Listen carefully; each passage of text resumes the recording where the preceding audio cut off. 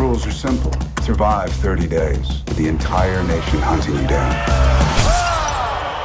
And get your family out of Slumside for good. Oh, Josh, it's great to be talking to you again. I just talked to you back in July for Weapons, and man, what a great experience that was.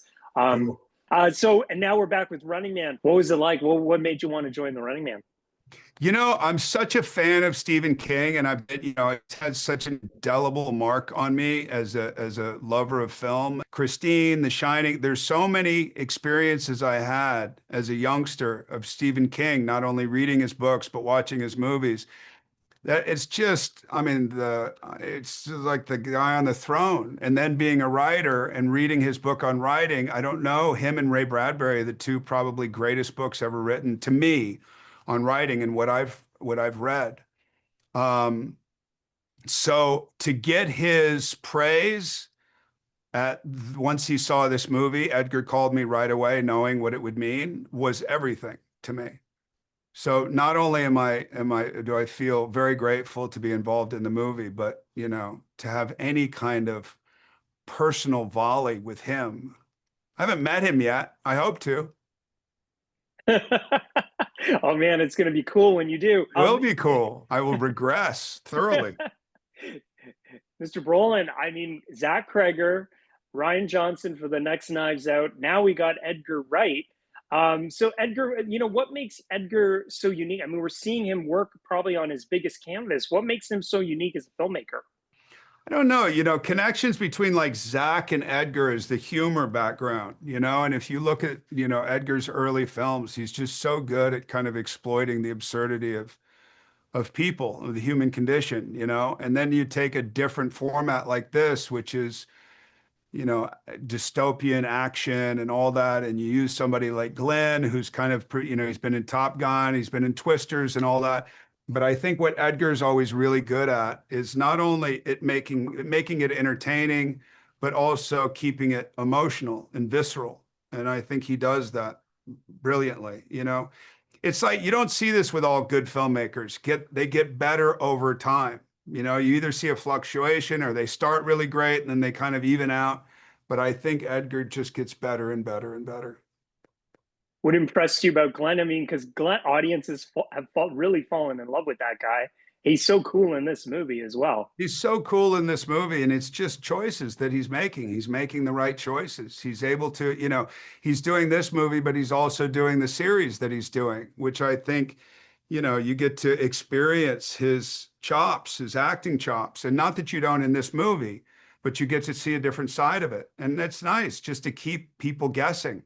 I think I work with a lot of young actors right now, Jacob Elordi and Timothy Chalamet, and there's a lot of people, Florence Pugh, Zendaya, whatever, and they're all showing up, and it's kind of a great new generation of actors. And Glen is at the, he's one of the top dudes. I'm gonna come back here and burn this building down.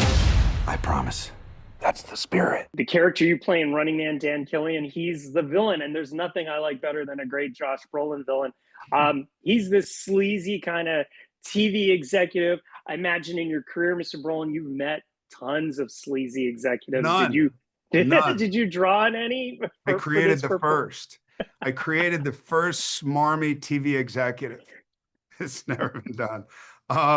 Yeah, I've met a few. I've met a lot of really great producers and TV executives and studio heads and all that. And then I've met a few that you can pull from too. But I think it was an amalgamation of a lot of people that I've met, not just TV executives, but rich, billionaires, this, that. And it's a pressure that nobody realizes. There's an ego bloating that we could never identify with or understand just because of the access. Do you know what I mean? But I don't know. I feel good about what we portrayed. The movie is pure escapism. I had such a ball watching it, but it was a little eerie how some of the things have kind of come to pass, our obsession with reality TV. I mean, it's become a real obsession. And then also the disparity between the haves and have-nots. Did you find it a little weird or eerie, visiting this kind of dystopian future? It's the weirdest part is it's 2025 and it was written in, 82. And you go, so what are the similarities? Where have we gone technologically? How is it weird right now? How is it confused? How is it chaotic? How have we taken advantage of our own and their weaknesses in order to entertain ourselves? Do we get off on people feeling hurt? Do we get off on people being heroic and winning and all that kind of stuff? I think it's easy to root for the underdog, which I think is a default, which is, I thank God that that's like the default. But then all the other stuff you can't help but look at, where do we do this in our own lives? What series are we watching right now where we can't wait to see somebody fail or fall or make a mistake or, you know what I mean? So obviously it pertains somewhat. Is it fun to play? Like, do you have, I mean, like I mentioned earlier, I love a good Josh Brolin villain. Is it more fun to play the villain? It depends, man. It depends on the story. It depends on, the collaboration. It depends on the filmmaker. It depends, sometimes it can, you go, I don't want to play another one of those. Let's look for something else, I want to play this, I want this type or this, that, again, it's like, this is a very different type of villain than something, if you look at Weapons in a villainous way, like that, the guy to me was very, very human, but if you look at Dune, if you look at American Gangster, if you look at, there's villains, if you look at Thanos, whatever, it's very different types of things. So it doesn't feel like, I would hate the idea of it feeling like I'm doing the same thing over and over. Once I start doing that, please send me an email and I'll get out of this business. No, but that's why it's so cool. They're always so different. All the characters.